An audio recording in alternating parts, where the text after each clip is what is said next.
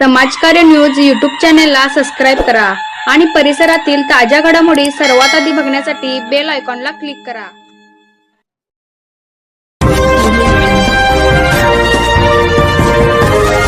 श्रीमती प्रमिलादेवी पाटील यांचे निधन।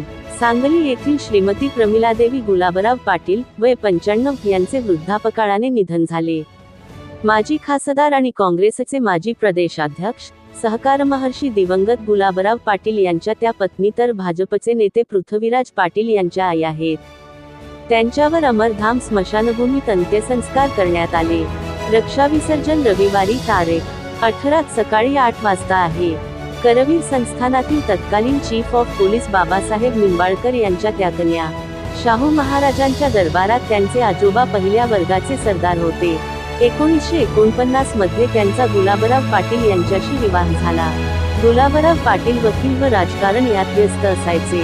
कुटुंबाची संपूर्ण धुरा प्रमिलादेवींनी सांभाळली होती। प्रतिष्ठित श्रीमंत कुटुंबातील असूनही त्यांनी साधेपणा जपला होता, तो मुलांमध्ये रुजविला।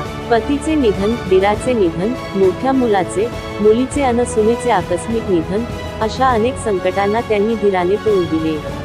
पृथ्वीराज पाटील यांच्या शैक्षणिक, सामाजिक, राजकीय वाटचालीत त्यांचे संस्कार व शिकवण महत्त्वाची ठरली। वसंत कॉलनी येथील निवासस्थानी त्यांनी अखेरचा श्वास घेतला। विविध क्षेत्रातील मान्यवरांनी त्यांचे अंत्यदर्शन घेतले।